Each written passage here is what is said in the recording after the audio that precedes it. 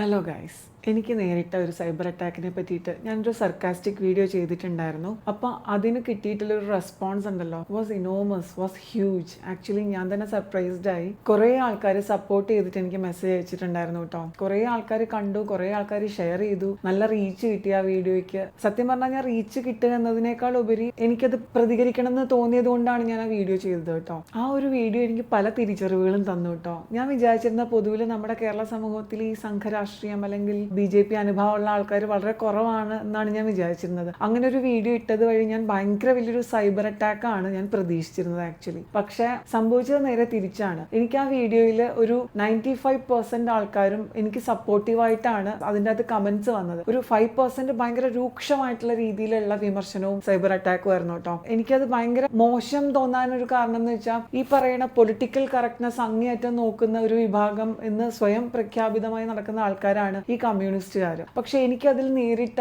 Cyber അറ്റാക്കിൽ യാതൊരു വിധമായ political കറക്റ്റ്നെസ്സും നോക്കാതെ എന്നെ ബോഡി ഷെയിം പോലും ചെയ്യുന്ന രീതിയിൽ വളരെ ഹേർട്ട്ഫുൾ ആയിട്ടുള്ള കമന്റ്സും കാര്യങ്ങളാണ് അവരുടെ ഭാഗത്തു നിന്ന് ഉണ്ടായിട്ടുള്ളത്. ഇവർ ഈ പറയുന്നതൊന്ന് പ്രവർത്തിക്കുന്ന ഒന്നാന്ന് വീണ്ടും വീണ്ടും പ്രൂവ് ചെയ്തുകൊണ്ടേ ഇരിക്കുകയാണ്. ഒബ്വിയസ്ലി നമ്മൾ ഈ കമ്മ്യൂണിസ്റ്റുകാർ എന്നൊക്കെ പറയുമ്പോൾ കുറച്ചൊരു സ്റ്റാൻഡേർഡ് എക്സ്പെക്ട് ചെയ്യുമല്ലോ. പക്ഷെ ആ സ്റ്റാൻഡേർഡിനെ അവർ മീറ്റ് ചെയ്യുന്നില്ല. പ്രാക്ടിക്കലി അവർ മീറ്റ് ചെയ്യുന്നില്ല. മേ ബി തിയറിറ്റിക്കലി അവർ പല കാര്യങ്ങളിലും മീറ്റ് ചെയ്യുന്നുണ്ടാവുമായിരിക്കും. പക്ഷെ പ്രാക്ടിക്കലി ഭയങ്കര ഒരു അട്ടർ ഫെയിലിയർ ആണെന്നുള്ളതാണ് അവരുടെ ഭാഗത്തു നിന്നുള്ള സൈബർ അറ്റാക്കിന്റെ കമന്റ്സ് പോകുന്ന രീതി എനിക്ക് മനസ്സിലാക്കി തരുന്നത്. അവർ ഈ പറഞ്ഞ പൊളിറ്റിക്കൽ കറക്റ്റ്നെസ് നോക്കുന്ന ആൾക്കാരാണ്, ബോഡി ഷേമിംഗ് പാടില്ല എന്ന് പറയുന്ന ആൾക്കാരാണ്. എന്നാൽ നേരെ മറിച്ച് എല്ലാ വിധത്തിലുള്ള ഹേർട്ട്ഫുൾ കമന്റ്സും ഉണ്ടാവുന്നത് അവരുടെ ഭാഗത്തു നിന്നാണ്. മറ്റു ഭാഗത്തുനിന്ന് ഉണ്ടാവുന്നില്ല എന്നല്ല, അവരുടെ ഭാഗത്തുനിന്ന് ഉണ്ടാവുന്നുണ്ട്. പക്ഷെ ഇവർ ഈ പറയുന്ന പൊളിറ്റിക്കൽ കറക്റ്റ്നെസ് ഒന്നും നോക്കാത്ത ആൾക്കാരാണല്ലോ ഈ സംഘപരിവാറുകാർ. പക്ഷെ നേരെ മറിച്ച് ഭയങ്കര വലിയ പൊളിറ്റിക്കൽ കറക്റ്റ്നെസ് പറയുന്ന ആൾക്കാരുടെ ഭാഗത്ത് നിന്ന് ഇങ്ങനെ ഒരു മിസ്റ്റേക്ക് വരുമ്പോൾ നമുക്ക് ചൂണ്ടിക്കാണിക്കാൻ പറ്റുന്നതാണ് എന്നാണ് എൻ്റെ ഒരു വിശ്വാസം. അപ്പോൾ എന്തായാലും എൻ്റെ വീഡിയോകളിൽ ഇനിയും രാഷ്ട്രീയം വരും, ഇനിയും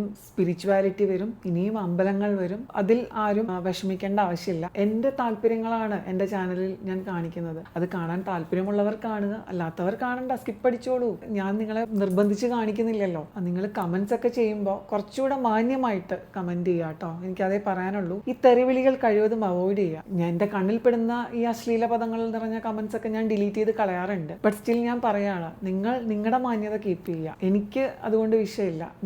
നിങ്ങൾ റെപ്രസെന്റ് ചെയ്യുന്ന ആ പ്രസ്ഥാനവും മാത്രമാണ് അതുവഴി ചെറുതാക്കപ്പെടുന്നത്. അത് നിങ്ങളുടെ ഓർമ്മയിൽ ഉണ്ടായാൽ നിങ്ങൾക്കും കൊള്ളാം, നിങ്ങളുടെ പാർട്ടിക്കും കൊള്ളാം. ഓക്കെ, അപ്പോൾ ഈ വീഡിയോ ഇത്രയേ ഉള്ളൂ. അടുത്ത വീഡിയോയിൽ മറ്റൊരു വിഷയമായി വരുന്നത് വരെ tata, bye bye, see U.